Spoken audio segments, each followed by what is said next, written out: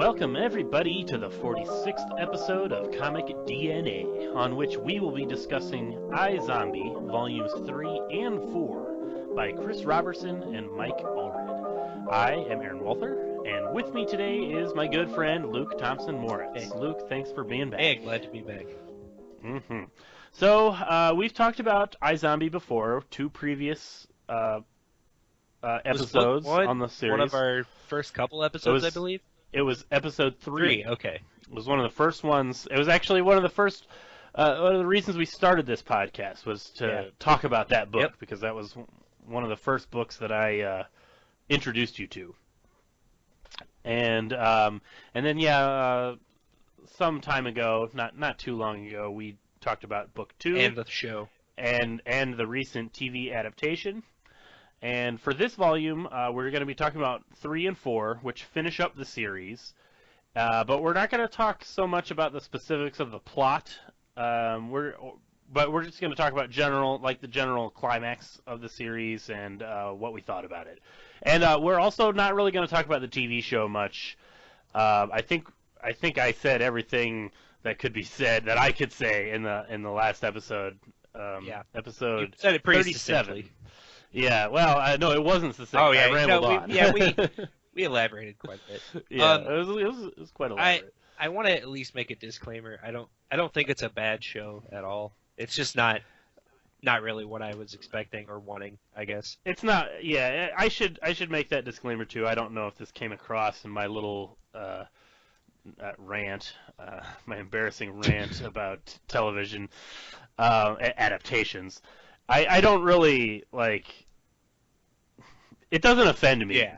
You know what I mean? I don't care that it exists. I'm glad. It's since we've recorded that episode, now they've done, I don't know if they've finished season 2. I think they're don't pay finishing attention. up season 2. So they're finishing up season 2 now, and I've seen lots of people praising the show. And I've actually talked to people that I know personally that really enjoy the show. And one of them is a comic book fan, although he's never read the comics iZombie. Since the show has came out, I have referred a dozen people to the comic now. So at least it's doing that.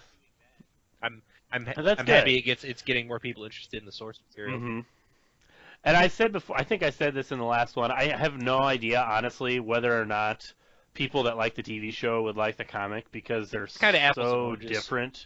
Yeah, they're so very different, and they appeal on different levels, Actually, I'll say one thing about the TV show real quick here that I forgot to say in our last episode. When we were talking about the TV show, we were talking about all the changes made there, and there are a lot of changes, and how it's such a TV show. It's not nearly as colorful or expansive or weird as the comic. It's all just kind of bland to me. Yeah. That's my take on it. But there was one thing that was a pretty big change, and I didn't mention it at all, but it actually didn't bother me. Is that they changed the name of the main character. She's not Gwen in the TV show. Her name is Olive, and they call her Liv for short. That's a perfectly fine change. Yeah. It's a little too cute. I mean, she's a zombie, and she's dead, and her name is Liv. That's a little too TV perfect. Oh, Do you get it? That, yeah. Right. Okay. Right. So her name is Liv, and she's a zombie, and her name is Liv. That's such a It's TV tongue-in-cheek, thing. It's good. Yeah. It's fine. That's a cute little thing that I'm sure the people that do catch it probably Rob really Thomas like it. or whoever. I think his name is Rob Thomas. Whoever. I think so. Yeah. I bet he loved that. He came. He went into the room and said, "We're gonna call her Liv, and everyone's gonna find it hilarious." Yeah. So that's a fine little thing. That's a cute little quirk. Yeah. But I like Gwen. I prefer Gwen just for no reason. But anyway, so let's talk about the comics. Now that's we're done with the TV show now. Yeah. Like I said, we're not really going to talk about the plot. As I explained, the series ends in Volume 4. I think it's 28 issues, and it comes to its big conclusion. It's a finite series. One interesting thing I want to know how you feel about this, Luke. Okay. Like if you notice this, I find it really interesting reading this book the way it's split up into the trade paperback volumes. Like I have all the issues. I read it all as issues, but now kind of looking back at the series and how they broke it up into 4 volumes, um, it's got an interesting pacing for a series because as we noted in the first podcast about iZombie, the first 6 issues really are, it's just like it's a complete story arc that sets up an ongoing series. That's what hooked me initially so strongly. Mm-hmm. It was such a good standalone comic, and I didn't continue the book until we started talking about it on the podcast. You had already finished the whole series, I'm assuming. Yeah. And I was hooked just from that first book, and I didn't really need to finish the story. Yeah. I'm glad I did. I'm very glad. It's a really good 6 issues. Mm-hmm. It wraps up its story. It's got a nice little ending, and then there's just enough of a little mystery to be like, what's going on? Where's it going to go from here? We've got our setup. Mm-hmm. So then Volume 2 is kind of like it's another like 6 or 7 issues, something like that. I forget exactly how it's broken down. I think it's like 6 or 7. And it's all just like just character stuff. Like it's just kind of getting to know the characters, and as the characters move along, and then there's just like little stuff about the main plot kind of sprinkled into the background. Like in Volume 2, that's where we first meet Galatia, the Frankenstein woman, who's basically the main protagonist of the series. And Gwen kind of starts her relationship with the Foster. The Foster. I can't think of his name. Horatio. Yeah. The other one is Diogenes. Yeah, Diogenes. However it's pronounced.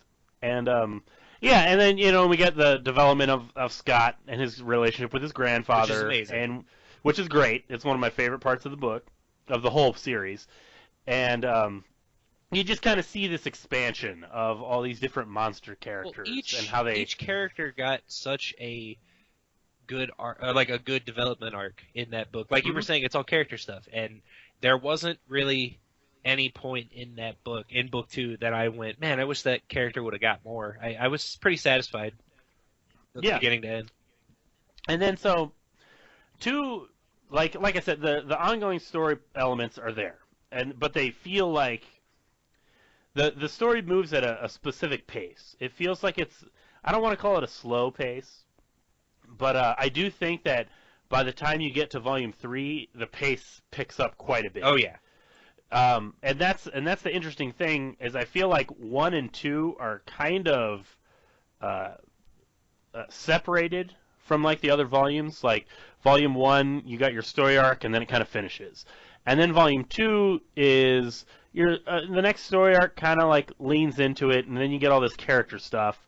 And there's kind of like this break-off point, like where Volume 2 ends, because the last issue is the one about Ellie, right? Like talking about her life as a ghost, and that's the one that's drawn by the Hernandez bro. Yeah, okay.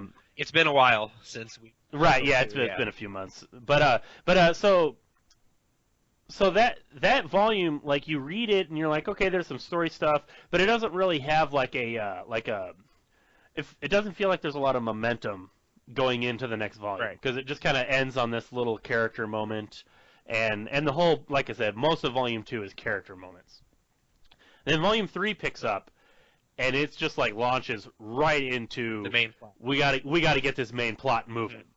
And Volumes 3 and 4 basically lead right into each other. So it's funny that the way we just kind of arbitrarily broke up this podcast. We were initially talking about doing an episode for each volume, and then as I was thinking about it, I said, we should just do a final episode for Volumes 3 and 4, because honestly, when you look at the way the series really breaks up, it really feels like it's broken up into 3 segments. Yeah. The first story arc, then the middle, which is all the character stuff, and then the final, which is the main story climax. And the final arc really runs from Volumes 3 and 4. 3 really feels just kind of like a I'm trying to think of the word.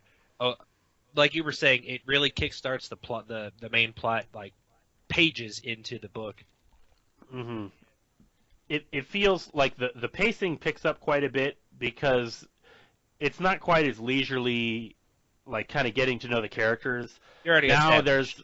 the characters are established, and now you got to move the plot along, and you got to get to that climax.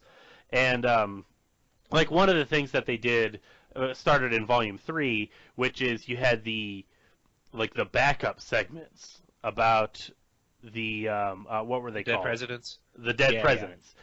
So you had your main issue, which was following the Gwen story, what's going on, and then you would have like the last like 6 pages of the issue would just be a seemingly quote unquote unrelated episode of the dead presidents. I thought it was just like a TV show that Scott watched or something, like a comic that Scott read.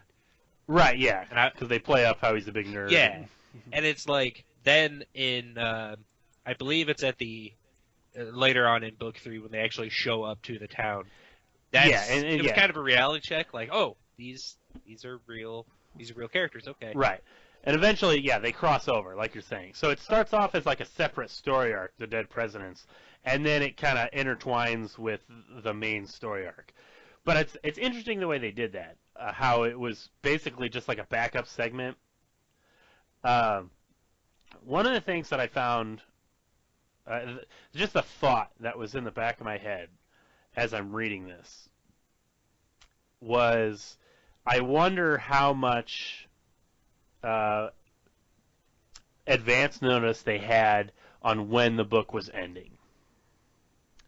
Because that's a good way to think about that. I didn't.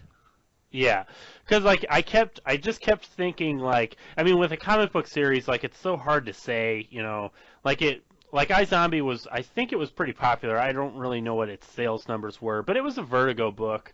But I mean, 28 issues feels about quote unquote average for a book that's not a runaway success. Mm-hmm. And by runaway success, I mean like a book that has become the tentpole for the like Fables. Yeah, Fables is a runaway success. Like Fables just brings in money. Yeah.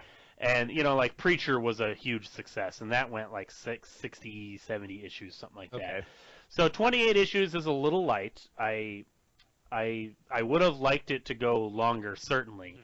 And as I'm reading this, the first thing in my head, as I was reading the second time, not the first time. The first time I was just, I was into it. I was just reading it. But reading it a second time, knowing that it was canceled, came to a conclusion in issue 28, I wonder how much advance notice they had on that. It clearly seems to me, Chris Roberson is a smart guy, and I'm sure when he pitched the book with this climax in mind, and it seems like he had a perfect, like a whole setup of like, the way this series reads, it feels like when they came up with the idea for the book, it was, here's the first story for Volume 6. It will set up the ongoing series, and then we will have who knows how many issues to tell stories about all these characters, and then eventually we're going to have to do the climax, and this will be the climax. And that's why I've been talking a lot about the pacing, because the pacing speeds up so much in Volume 3. Yeah. And there's a lot of talk, like when Amon is talking to Gwen about like how she fits into the big plan, the climactic plan, and how like there's a specific line of dialogue where he's like I gotta train you on how to do all this stuff. I was expecting to have years to train you, but now everything's moving ahead faster than planned, and I got to do it all tonight. Never really thought about the potential underlying little yeah, that to me, I don't know if that was supposed to be a meta message. I mean, perhaps I'm reading too much into it. I also kind of assumed that Chris Roberson probably, that was always the planned, like it's always going to be a sudden climax. Right. Like, we'll just do whatever we can, and then, if the book goes for 2 years and then it ends, Amon will say, I was planning on having a decade to do all this, but now we got to do it now. You know what I mean? Like I'm sure the climax always kind of hinged on Gwen. I guess what I'm trying to say is the climax probably hinged on Gwen being inexperienced in the things she was supposed to be trained in. The question was just going to be how long the series would actually run before they get to the point of doing that story. But yeah, that was something that was constantly like a question in the back of my head was I wonder how much lead time they had in to do their climax, because like I said, because like the dead president stuff was just kind of like it was so sudden. It was really sudden, and it wasn't woven into the story. But I mean, I didn't mind that. I thought it was kind of stylish, and it worked. It definitely fit the weird aspect of the book. Well, and it fits like Allred style. Like Allred is he's such a pop comics artist. Like he's just such a pop culture kind of guy, 60s stuff. So just doing like a almost like a backup comic strip within a comic of just, here's a fun adventure of the dead presidents. Like that's totally something that Allred, would do in a normal comic. Right. So it wasn't out of place. Like it's not really a critique. Like I thought the book read perfectly fine the way it did. It's just something that was on my mind when I was reading it. I just had a thought. Give me a second. Okay, hit me with it. Yeah, even though the book, I'm not going to say ended suddenly, because it did all wrap up pretty nicely. There wasn't really a whole lot that I thought they could have further expanded on that I felt like that I was upset that it, like, I would have liked to see more of Scott and Gwen's brother. That's what I was just about to say. That. I would have liked to see a little more of that. I would have liked to see a little more of Scott's grandpa. Yeah. And it's all just supporting character stuff that one more trade paperback of character development stuff like book 2 could have easily solved.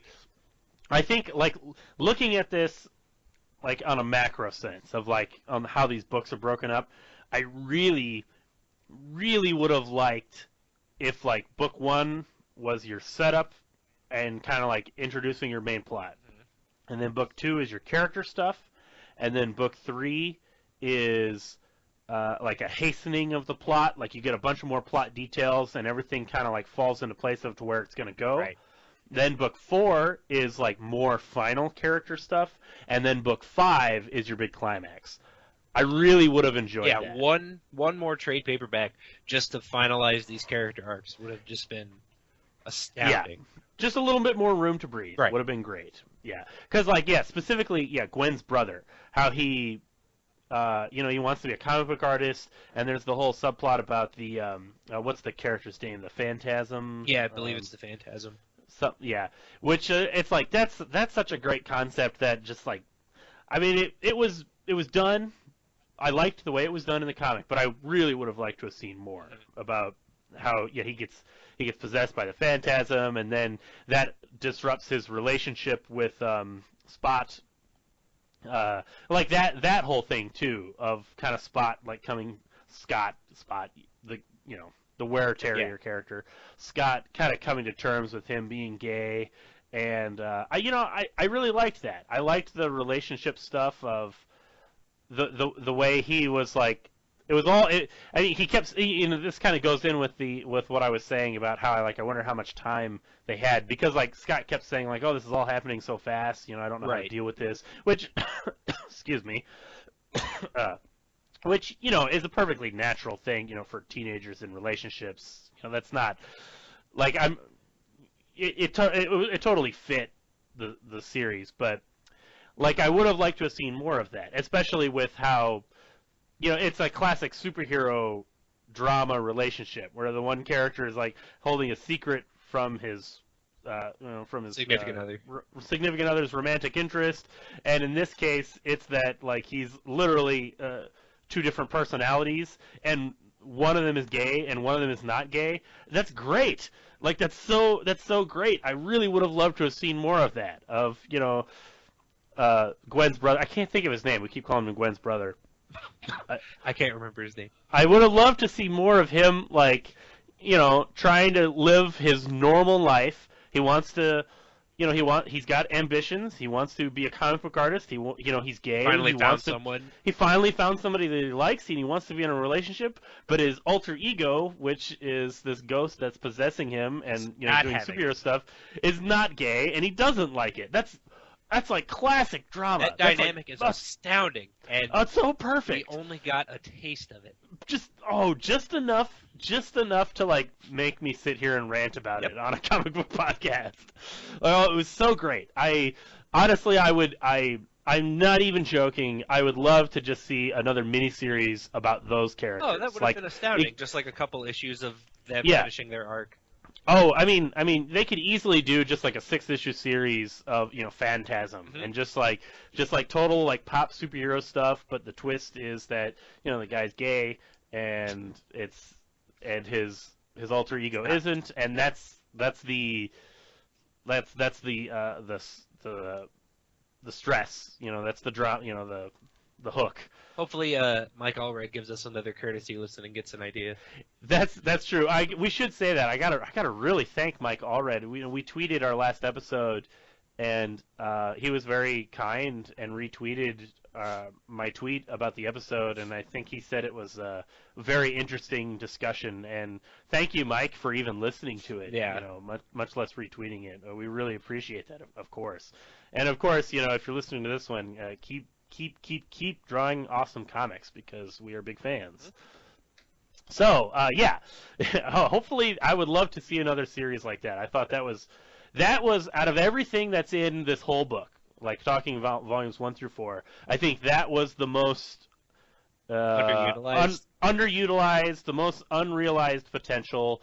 And that to me seems like something that like Mike and Chris were talking about, and they're like, "Oh, we could do so much about this. Oh, we got to finish the plot. But we got to finish the book, and we just kind of got to like do a little bit there." I'm sure that they both had like a million ideas of stories to do with those characters, Absolutely. and they just didn't get to do any of them. But we've said that's the real shame. We've said it on probably each iZombie podcast. It really just all comes back to how fascinating all of the supporting characters are in these books. Oh yeah, they're great. They work as secondary characters, but they also work as this, not a foil to Gwen, but they help move her plot along as well.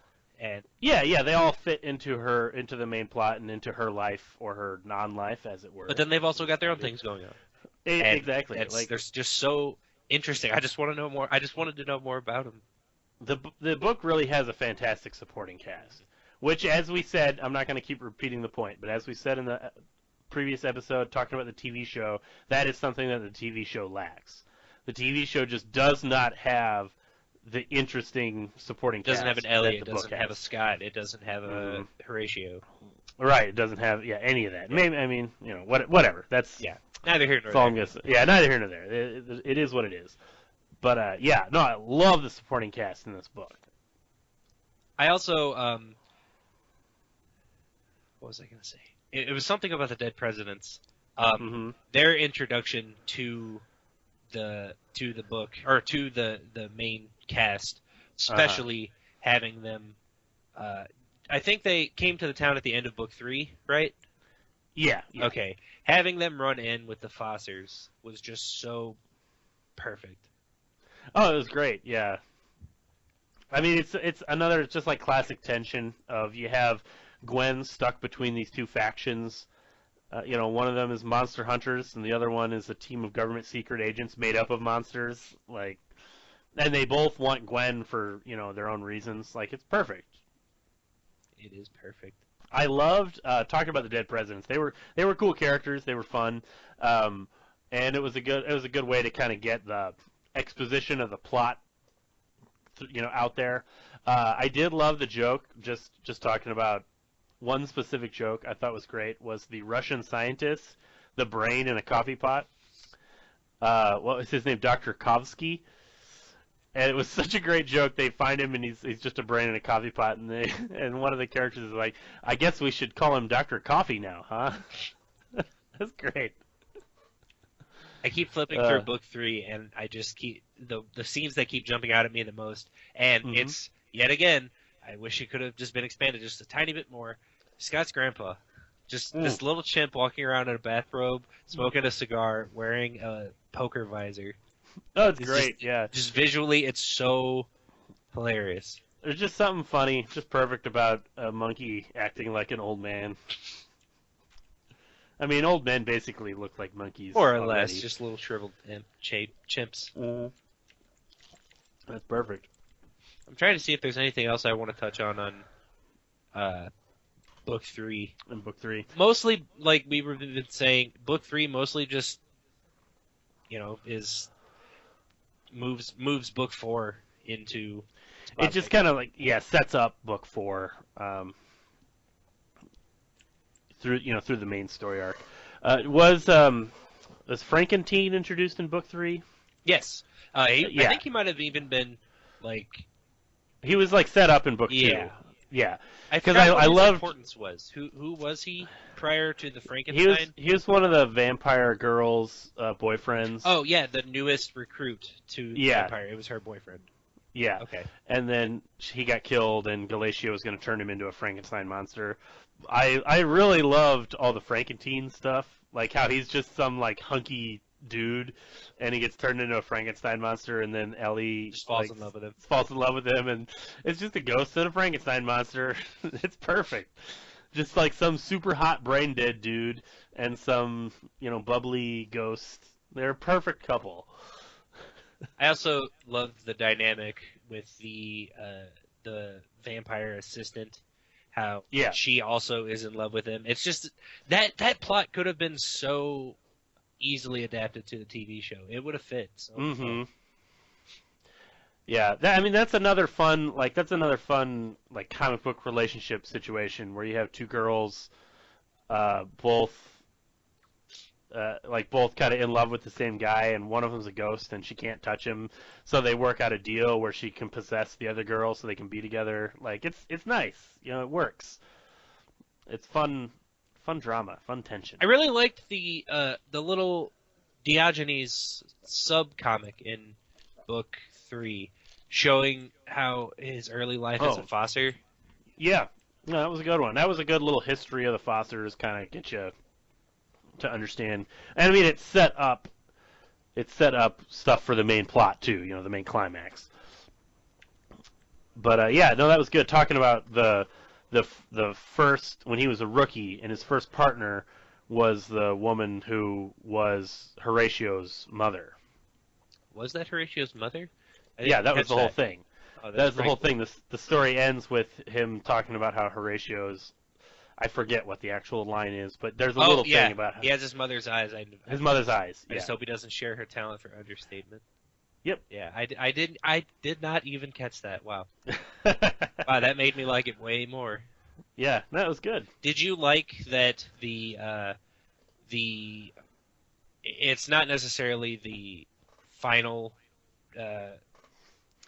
did you like that it was zombies that were under the Oh, sure. Yeah. Yeah. I mean, because that excuse me.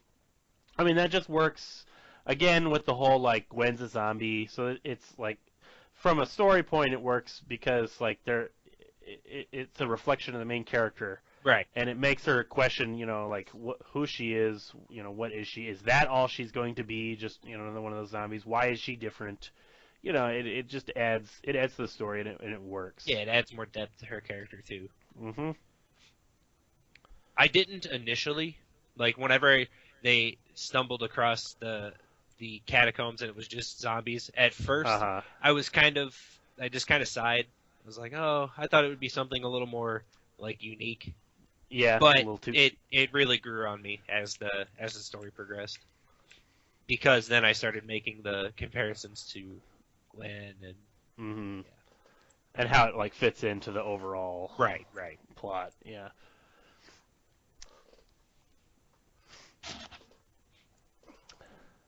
So that's kind of book 3. I've just had book 3 open and I'm cycling through it. So let's talk about the overall climax for where the story goes. Right. I would say that the main plot, the the story, the climax that everything was building to, I would say that it was pretty much exactly what I was expecting. Yeah. What are your thoughts on that? I'm not saying that as a either. I'm not saying neither good nor bad. I'm just saying like me personally, as I'm reading this story, it pretty much went exactly where I thought it was going to go. How about yourself? More or less the same, and I hate saying that because it just feels like I'm copping out.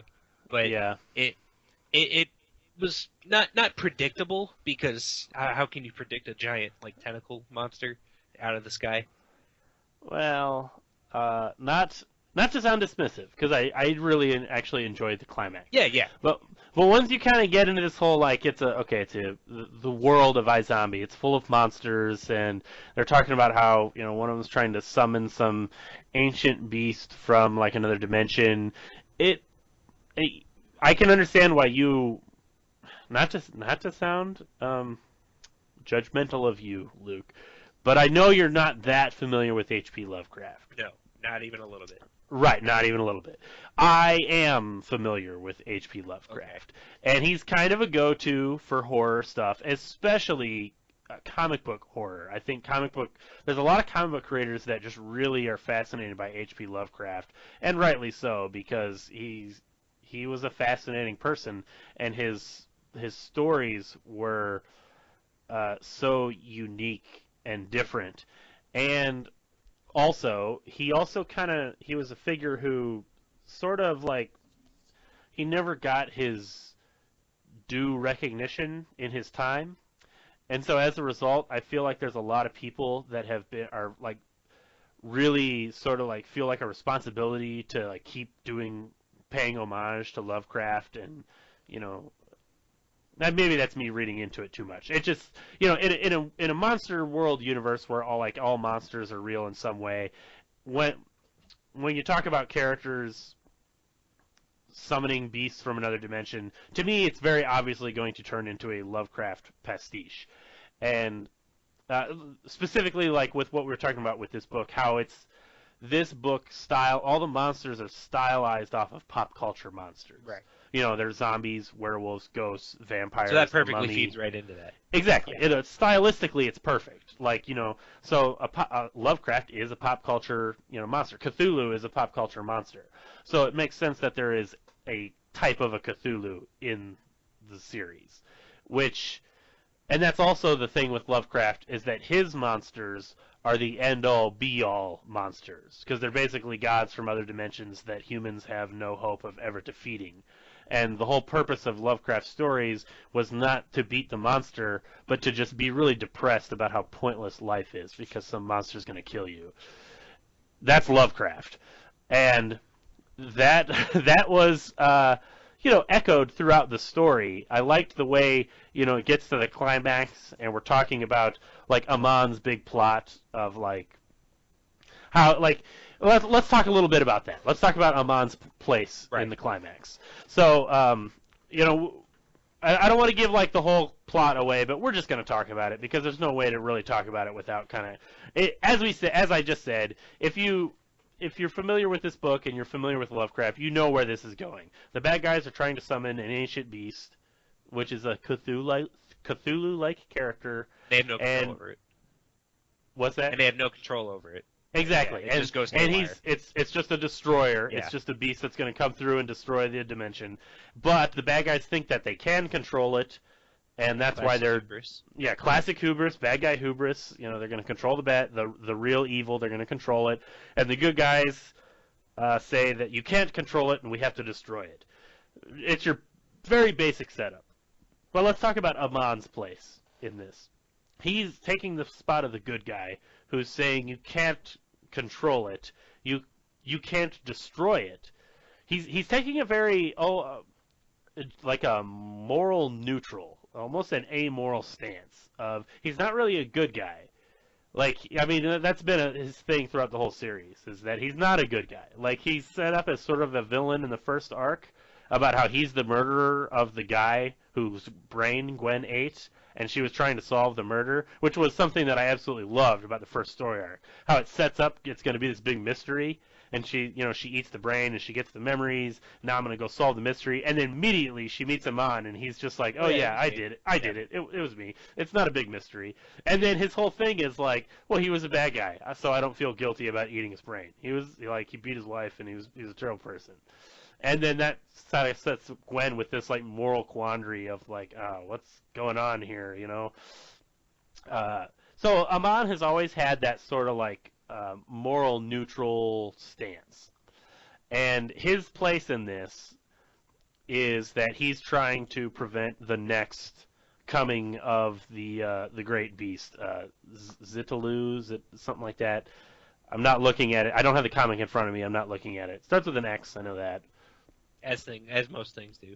Yeah, as all creatures from other dimensions do. And so his whole thing, the whole thing is like he's going to create a sacrifice, and the sacrifice will deter the monster. But like the point, the whole thing with the story is that you cannot defeat the monster. There's no way to beat him. All you can do is deter him, and it costs a lot of lives to do it. And that sort of sets up Amon into this whole like he sort of takes this responsibility on himself. Like he views himself as like a savior of humanity. He's keeping himself alive by killing by killing these handful of people, so he can deter the monster when it comes back. Correct? Exactly. Yeah. Exactly. And there's a very good point I thought, which kind of like really. Because like that's the moral quandary is that Gwen is like, oh, you're not a good person. You're not trying to save the world. You're just trying to save yourself. Yeah, you're just using people to save yourself. And there's a really good point when that other character that we haven't talked about yet, the other character, the Spirit Walker, the Walker, something like that, from another dimension who possesses Horatio. I wish we would have gotten a little more of that too. I would have liked a little bit more of that, sure. But I mean, he had his place at this point. He's a character from another dimension who's basically like a excuse me. He's a character from another dimension who's basically kind of like a John the Baptist. Like his purpose is to just come into the dimension and warn people that this, hell beast from another dimension is coming and he's going to destroy everybody and, repent for your sins and make peace because you're all going to die. He's that kind of a character. And there's a point where Gwen is arguing with Amon about how, Amon's selfish. He's, because her whole thing is like, well, why don't you just do it? Why don't you sacrifice yourself to stop the beast? And Amon kind of makes this desperate plea where he's like, if I did it, if I destroyed myself, there would be nobody left for the next time that he comes back to know how to stop him. And then the world would be destroyed. And there's a moment where the Horatio, being possessed by the Walker character, says, for what it's worth, his plan would have worked. Which is, like, it was a really nice moment, I thought, which is the whole, like, Amon he's not necessarily an altruistic character, because he's got no problem killing people, like, killing bad people. He's willing to sacrifice, other people to stop this other, this giant monster from another dimension.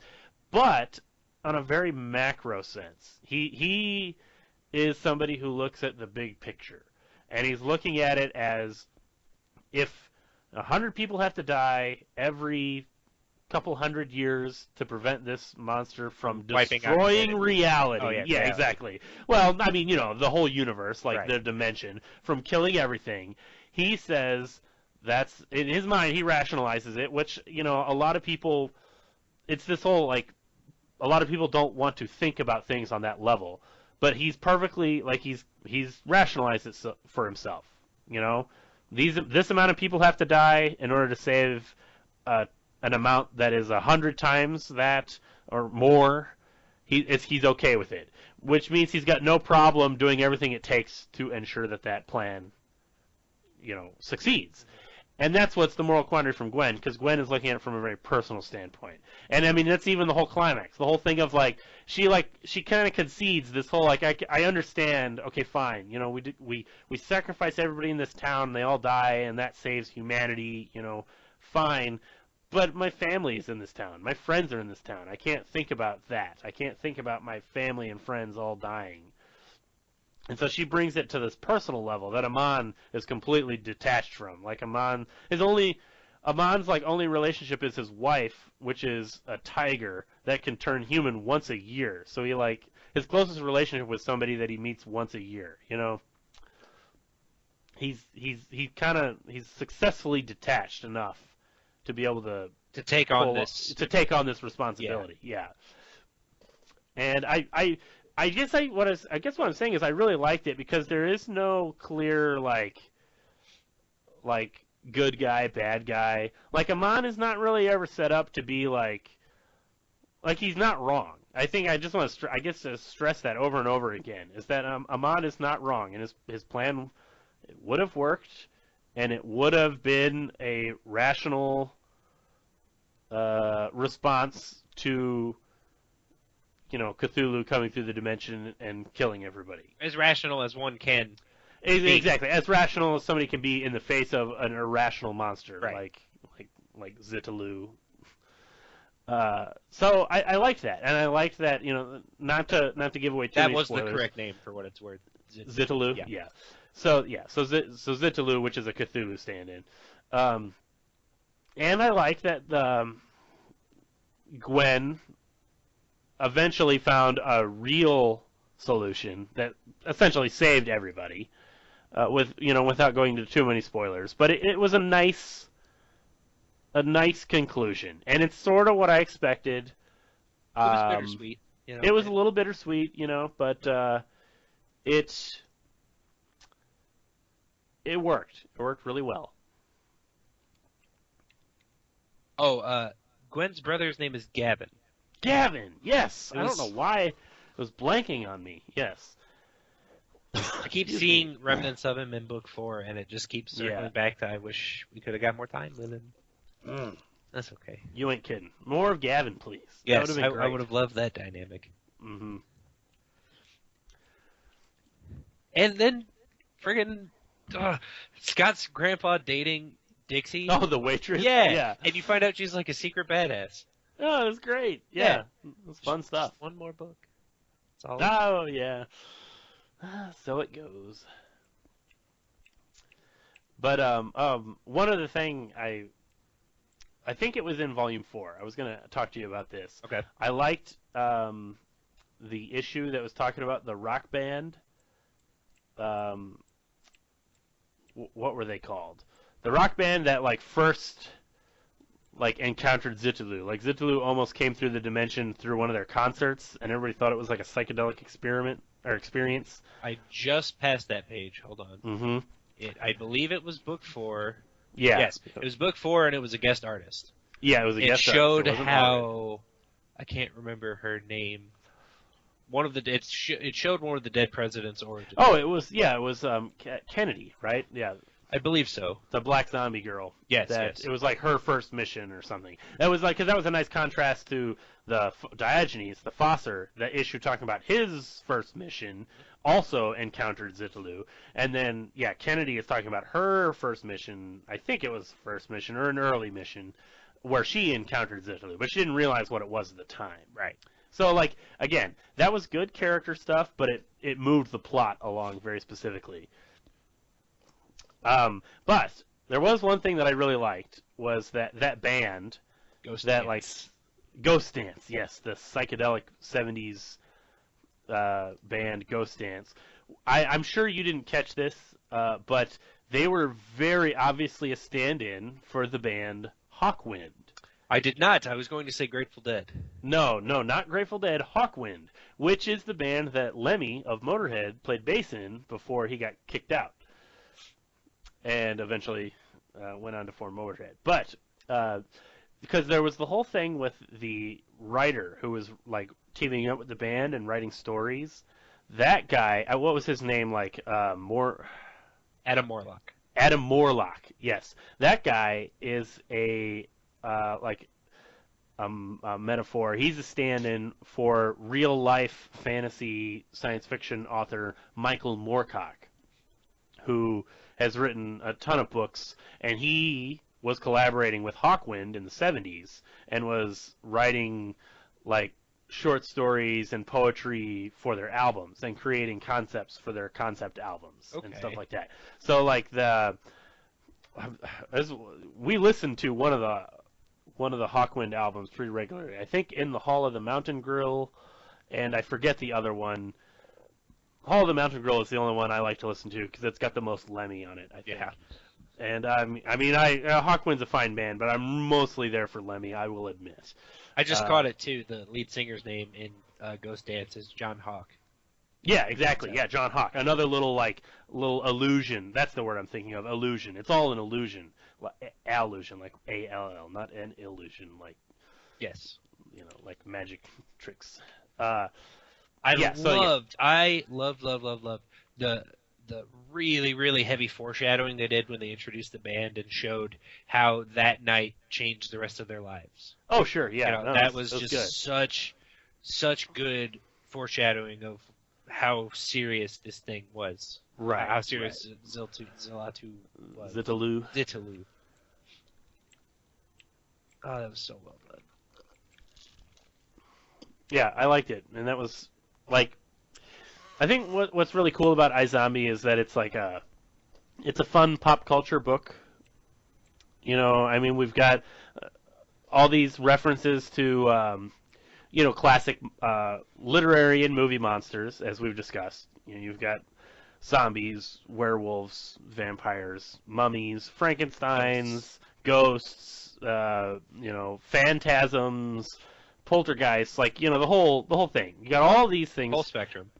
Whole spectrum. And then there's also this strong comic book culture. So you got all this characters talking about it's just fun. I like that the characters are comic book nerds. They go to the comic book store. They talk about comic book series. So there's all of that stuff kind of compounded on top of the monsters, these movie monsters characters. And then you have the stuff like the band, all the allusions to Hawkwind and Michael Moorcock. I thought that was cool. The big eventual Lovecraftian. I mean, the Lovecraft. There was a moment. I can't remember if Gwen actually describes Zitalu as a big Lovecraft monster.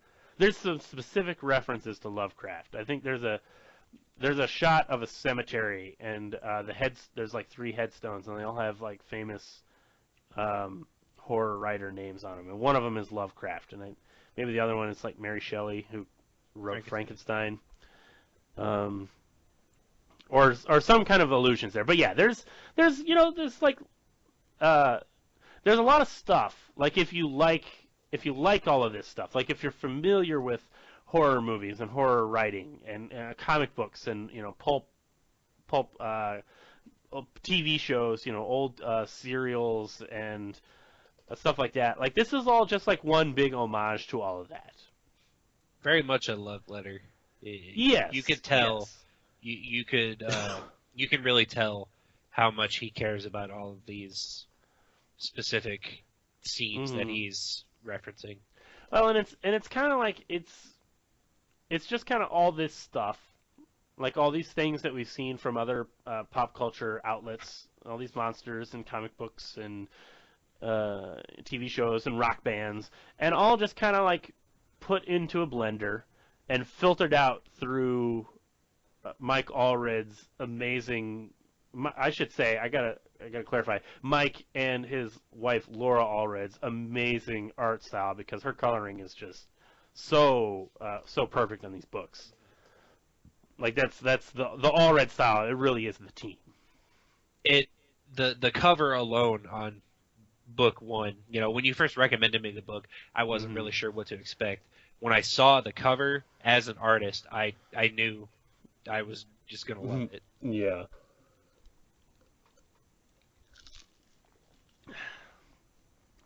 So yeah, I would say. How did you feel? How did you feel finishing the series and coming to the conclusion and getting the ending?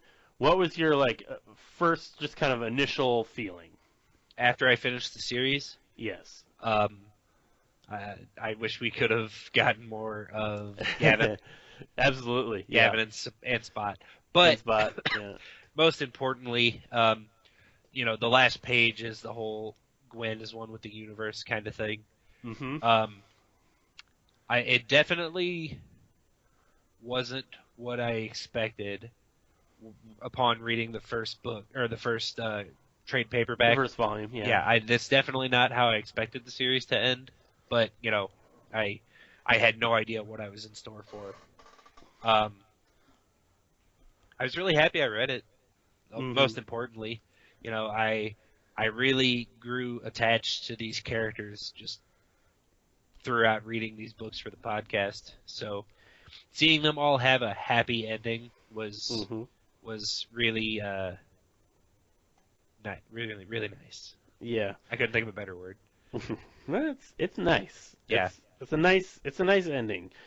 And like I said, and like we've been saying, talking about this, I think one of the strongest aspects of this book is not necessarily the plot. It is the characters. It's just the way the characters just sort of come together and are forced to interact with each other. It's really charming. I just really like all the characters. They work well together. Charming is definitely the correct word. Mm-hmm. It feels like the plot is just sort of an excuse to kind of get these characters and just have fun with them. Yeah. I've always said, just me personally, I enjoy when the characters move the plot, not the plot moving the characters, and this is definitely apparent in this book.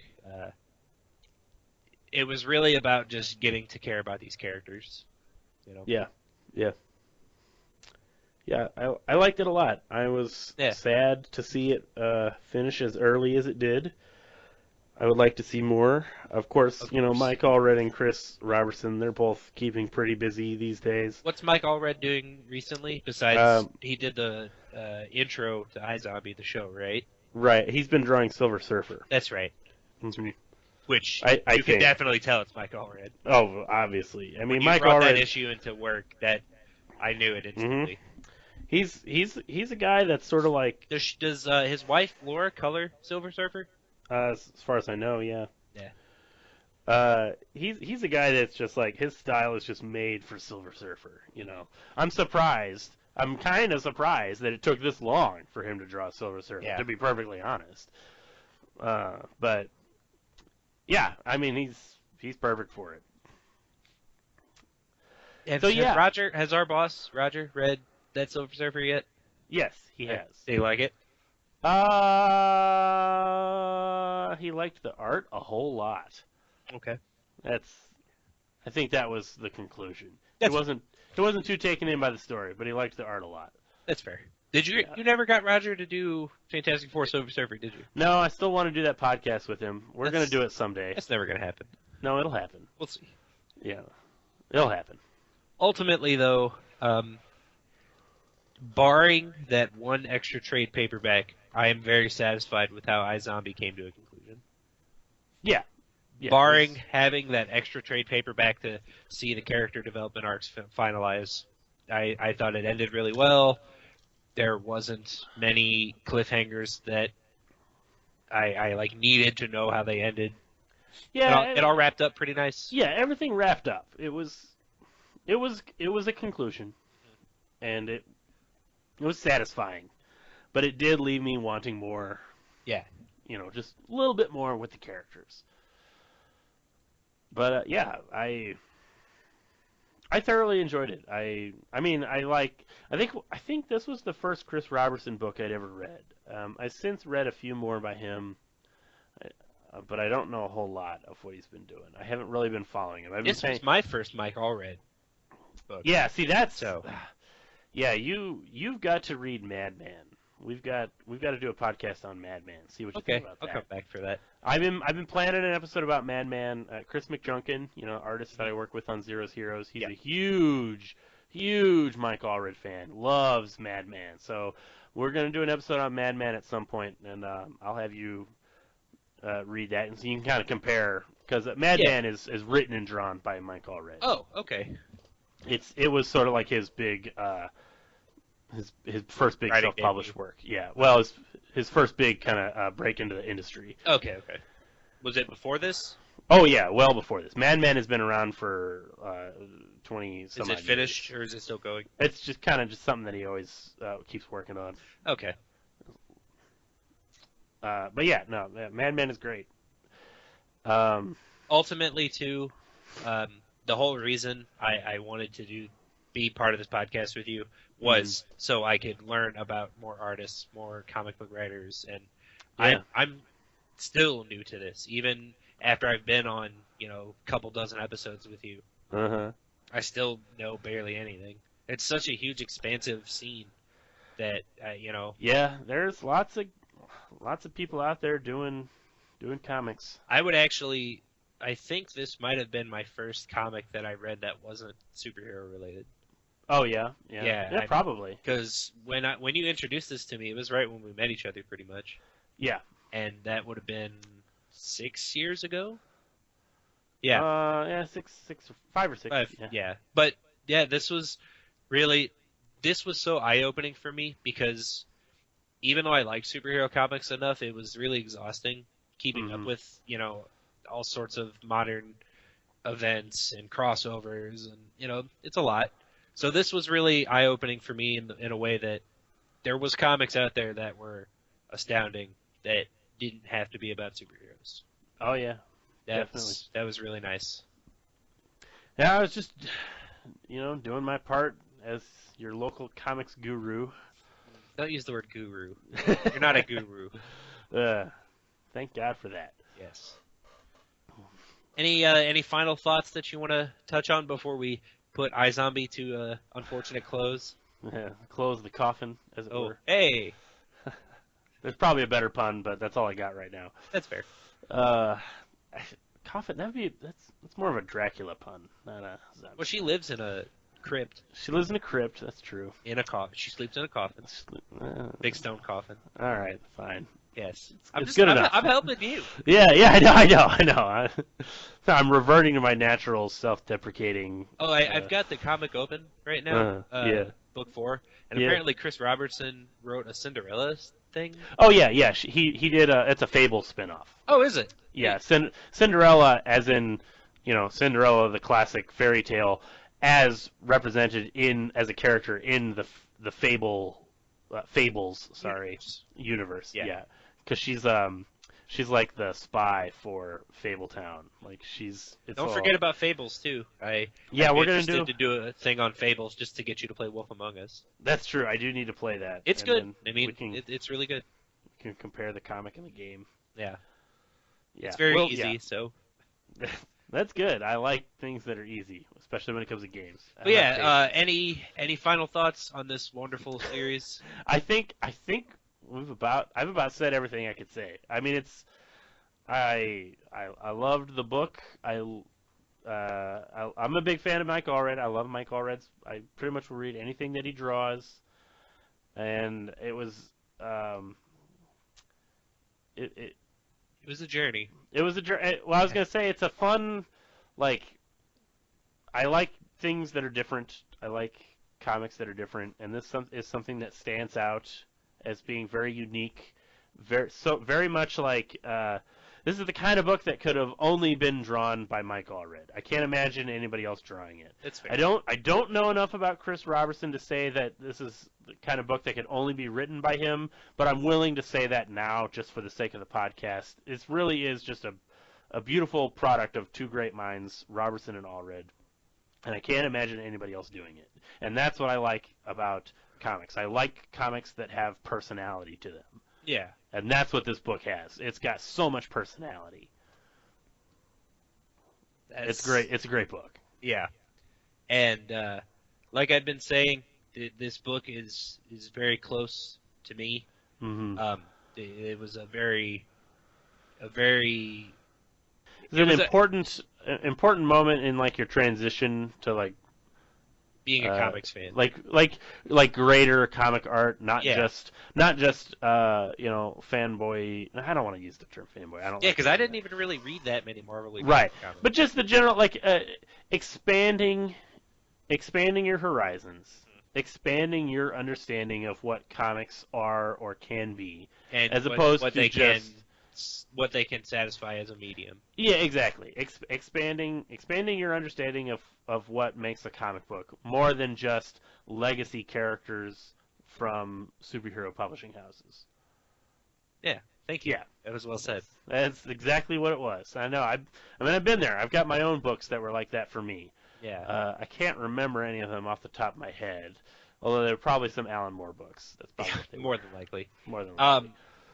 Whenever I got the first issue, that, like I've been saying, that issue alone hooked me, or that trade paperback hooked me. Yeah. And I recommended it to so many people just off of that first trade paperback. I had no idea what the rest of the series was going to be. I had no idea how long it was, and it was still ongoing at the time. Yeah, like when I first it had not finished yet. Yeah. And that is such a testament to how impactful the book this is. It just blew me away, really. Yeah. Great. Even after the initial hype wore down, I still recommended it. And whenever I heard the TV show was coming out, I just could not stop singing the book's praises. Right. Non-stop. I'm really glad this book exists. Yeah, me too. It's a cool book, and I'm glad we got to talk about it. And I hope Roberson and Allred work together again. Oh, I'd read it in a heartbeat. Yeah, I hope they do. And I hope that the TV show goes on to be a tremendous success. I believe it's already been renewed for a third season. A third season, you say? Wow. I believe it's already been renewed. Well, good for them. I mean, that's more than other great shows that were canceled before their time got. So good for them for getting 3 seasons. Provided that Roberson and Allred are making some money off the back end on that, I'm perfectly okay with that show. Doing what it's doing and appealing to the people that it's appealing to. That's great. That was the most PR statement you've ever said. You know what? I am a capitalist at heart, and I cannot fault people for making money in a completely harmless way. Yeah. So I want the people that I like to make money, and if Roberson and Allred can make money off of a boring adaptation of their work, more power to them. And more money to them. And more money to them, exactly. Well, power is money, and vice versa. So that's okay. That's fair. I respect that, and I certainly, and more to the point, I don't know. I mean, I tried to make this point clear, even if it's not. I would not want to take away the show from the people who do like it. Yeah. It's got a fan base. Yeah. It's got an audience, and if they like it, that's fantastic. I'm glad that they have something that they like. It's not for me, and that's perfectly fine because I got the comic, and the comic is for me, 100%. Mm-hmm. So I think that's all I have to say about that. That was a lot. You had a lot to say. Yes. I'm gonna miss reading about iZombie and just talking about it. Yeah. Yeah. So Mike Allred and Chris Roberson. We wouldn't hate it if you read a little more. That's true. We wouldn't. We'd be a fan of that. Yeah. I just want to see more of Gavin. Yeah. Just one little, like you said, one little 6-issue arc. Cut and dry. Boom. Doesn't even have to be related to iZombie in any way. I just want to see the story of... I want to see him going on a little cute date again. Yeah, exactly. I want to see the story of this guy trying to have a relationship while his alter ego is not having it. Is kind of an antiquated homophobe. Like it's beautiful. It's so perfect. God, I feel bad talking about this because it's already so late in the podcast. Mm. Did they ever elaborate on why the Phantasm possessed Gavin? It was really subtly, most of it happened between the panels. Basically the Phantasm, the body that he was occupying was old and dying. That was the comic book artist, and Gavin went to meet the comic book artist at the comic convention. And he was like, "Oh, I'm a big fan of yours, and I want to be an artist myself. Will you review my portfolio?" And there's kind of that moment where the comic book artist is like, "Oh, yeah, come back to my room later, and we can discuss your portfolio." And I don't know if it was supposed to be creepy. Honestly, I can't remember it too well. But there's kind of that moment where he's like, okay, I'm going to do that. And then the next time you see him, you see Gavin as possessed by the phantasm, I think, or maybe it was the phantasm talking to the old body, basically saying goodbye. And he's like, you've been a good friend, but you're no more use to me, so this is where we say goodbye. And then the body dies. And so they do the thing about how the comic book artist died, and then the next time you see Gavin, he's possessed by the phantasm, and he's talking about, I don't know if this was a good idea. Yeah, I caught that panel in book 4 where he says no career is worth this. Yeah, exactly. Because the whole point is that he would be able to get his career in the comic book industry by being possessed by the phantasm. Right. Oh, there was so much going on there. I wanted so much more of that. Mm-hmm. Not to belabor the point. I think we've said it enough. Well, I just did. Yeah. I just belabored the point. But yes, it was fantastic. It can't be said enough. I thought that was not only great, but it was also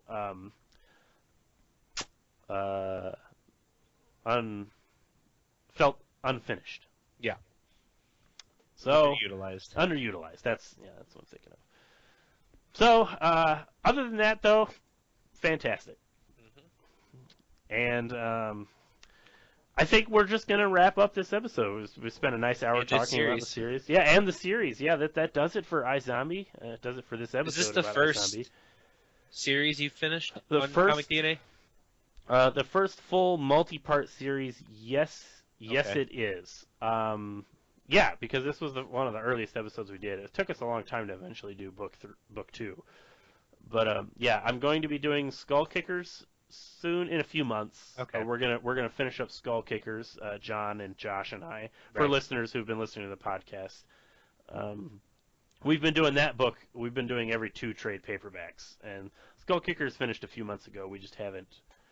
We're waiting for the right moment when we'll be able to all read the last 2 books and talk about them. Right. And there might be.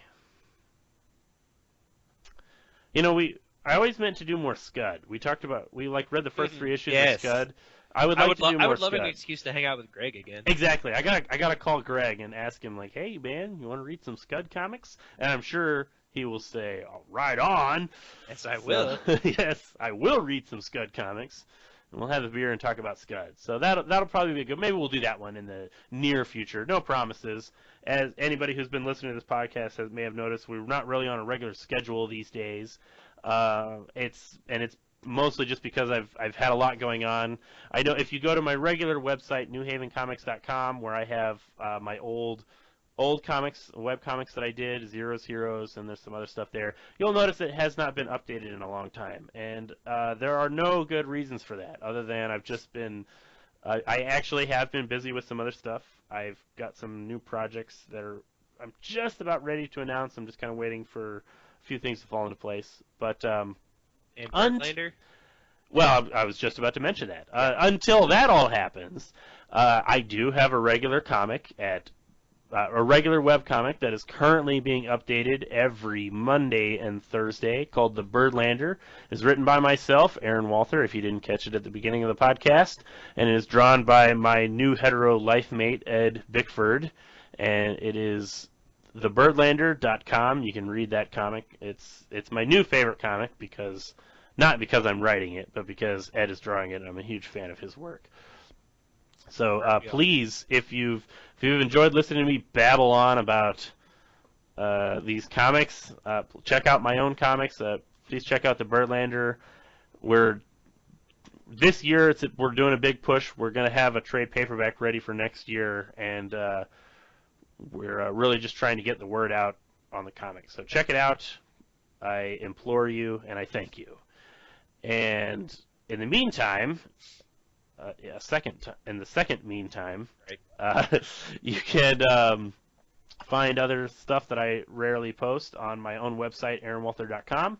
And you can also find me on Facebook, Aaron Walther on Facebook, and you can find me on Twitter at AAWALTHER on Twitter, at AAWalther on Twitter. And you can find brand new episodes of this podcast at comicdna.podbean.com, and we are also available on iTunes. Whenever we get the episodes done, whenever that can happen, whenever I can wrangle schedules between different people that I want on the show and work it out between my own writing schedules, we're going to put them up. When was the last episode? Last month. Right now, I've stuck to one episode a month, and that's I'm proud of myself for sticking to one episode a month, which is not a lot. In our heyday, we were going one every other week, which was great, but I can't believe I was reading that much. I can't either. But I mean, it's really not that much. But anyway, so thanks everybody for listening. Luke, where can people find you and your junk on the internet? As always, you can find me at Facebook if you look up Luke Thompson-Moritz. That's me.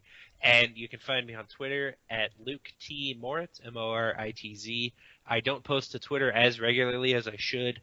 I'm going to be making a fairly large social media, YouTube push soon, so I'll be much more active on Twitter as that comes about. You and me both. I need to figure out how to use that. I frankly like it more than Facebook. Do you? Oh, that's yeah. Good. It's mostly just there's a lot of junk on Twitter, but there's a lot of junk on Facebook. Yeah, substantially less than Facebook. I'm just a huge shut-in, and I don't talk to people outside of my basement, which basically means I talk to my cat from Twitter. Yeah, but I don't like talking to people. Like even if it's on the internet, I don't talk to people. Like ugh. Yeah, it's gross. That makes sense. Yeah, I don't want to talk to people. No offense to any people out there. Yeah, I would recommend cutting this part out. Yeah, I'll just edit hold on. That section. Ready? Nah. Go. We would like to talk to all of you on Twitter, so please, so please send us any tweets, any comic recommendations that you think that you think we should check out, that you found as impactful as we did iZombie. Just that's a good point. Shoot us a message. I've never Love to hear from taken. you. That's a good point. I've never taken a fan submission, but I have had, believe it or not, I don't know how many people actually listen to this podcast, but I have had a few people, contact me and tell me that they like the podcast, and it's always very refreshing. Thank you, again for doing so, even if I have a terrible online presence and it may not seem like I'm very appreciative. I am very appreciative. And if anybody actually cares what I think about things, if you have a book that you want me to read, let me know, and I would love to try to get a hold of it and read it and try to find some of the people to talk about it with them. So anyway, I think that's going to wrap it up for this episode. Good suggestion there, Luke. Thanks everybody for listening. We will see you all next time.